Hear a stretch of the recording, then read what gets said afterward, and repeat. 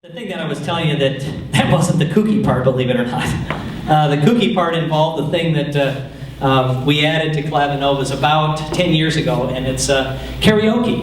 And karaoke is very popular in Japan. I don't know if it's popular here or not. I asked what karaoke means in Japanese, and I was told that it means I've had 3 beers and I think I can sing. No, actually the true translation of karaoke is empty orchestra. All right, so everything's there except for the orchestra. Some translate it a couple times as singerless orchestra. So I'm going to shut this mic off, if you could. And then I'm going to turn on the mic that's in the clav itself. 1, 2, 3, 1, 2, 3, 1, 2, 3. And this is another example of just some of the software that I create. The father of the Clavinova once, his name was Jim Lynch, and he says, "Craig, I want you to demonstrate karaoke." And I said, "Jim, I don't sing." And he said, "Perfect." Because he wants someone who doesn't sing to be able to do some of this. And so I needed the benefit of software to help me create some of the things that I'm showing you here. So I'm going to turn on some kooky karaoke software. And this software, I designed it to do 4 things. One of them is put the lyrics up on the screen, and that's one reason why I got this here. But it will correct my pitch if I sing the wrong note. It will harmonize my voice. All right, if I sing one note, it'll sing other notes in my voice, and then finally it allows me to sing like other famous people. So let's start the first one.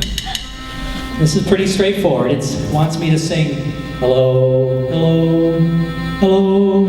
If I sing this line, it'll sing back harmony in my voice. So let's try this.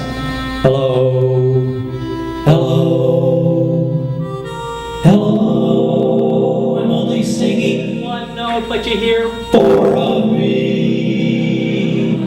Bad enough hearing one of them. Now, if you can't sing your way out of a paper bag, this next one will pitch correct for me. So I'll do Lean on Me here. Every syllable I hit the key. Sometime in our life. Now it wants me to sing an F. F. Let me sing a higher note, a G. G. E. So I could go, we all have A. We all have sorrow. And it adds harmony. But if we are right, we know that there's always tomorrow. And then where it gets interesting is we can actually sing like other famous people. There was a gentleman in the 70s who had a really low voice, and he sang love songs. You remember him? His name was Barry White. Oh yeah, baby. I love my Clavinova. Oh yeah. That's all you need to do is just go. Oh yeah.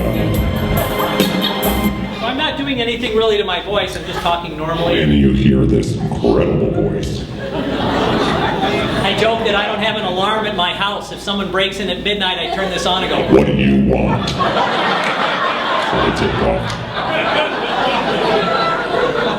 So you select, the way I designed the software is just select the MIDI file in the song area, like Popeye, and then you start the MIDI file.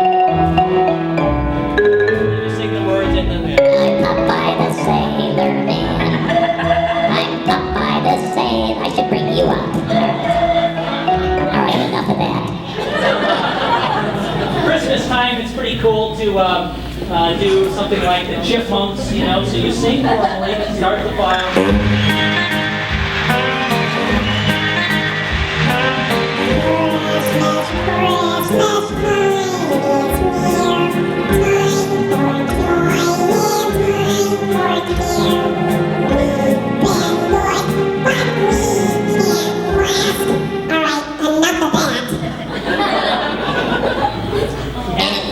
Way to actually end up is this little thing here. That was wonderful! wonderful. Bravo! I loved that. Oh, it was great. Well, it was pretty good. Well, it wasn't bad. Well, there were parts of it that weren't very good. It could have been a lot better. I didn't really like it. It was pretty terrible. It was bad. It was awful. It was terrible. Get him away! Hey, boo! Boo!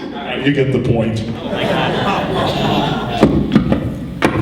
So let's go back to this if we could.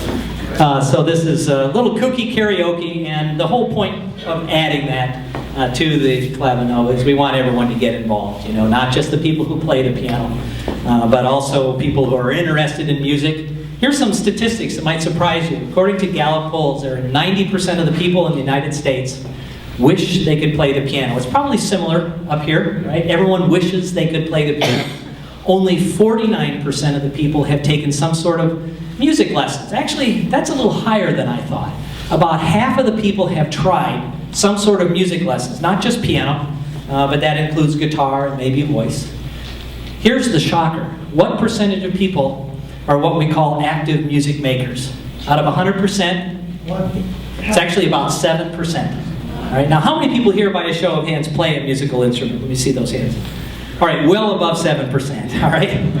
All right, but that is one reason why that we create technology like this, because we're trying to get really more and more people involved. And let's face it, if it's no longer fun anymore, if it's not interesting and it's too much work, I think we're going to lose a lot of people. People won't take the time to learn how to play a musical instrument. As of 5 years ago, digital pianos outsell acoustic pianos worldwide.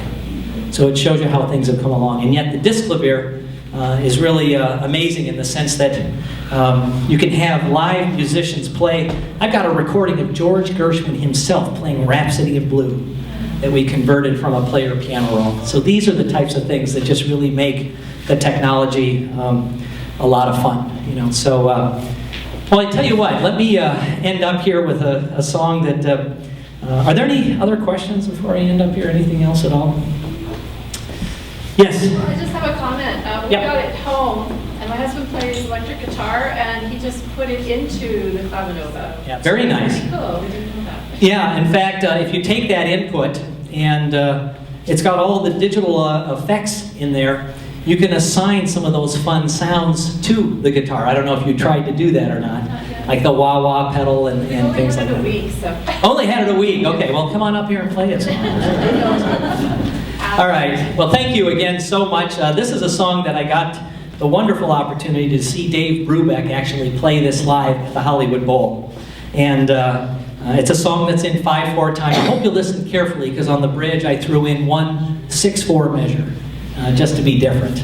And I think we'll get the other piano involved on this one too. And afterwards, feel free to come on up. We'll do that Disney Pirates of the Caribbean arrangement that's unbelievable. And I even have some video sync with the Marx Brothers doing some things. We'll have a little bit of, we have too much fun at what we do, at Yamaha. So again, Tom Lee, thank you so much for inviting me here, and all of you, thanks so much for coming. And this is a song called Take 5. Actually, Take 5 or 6.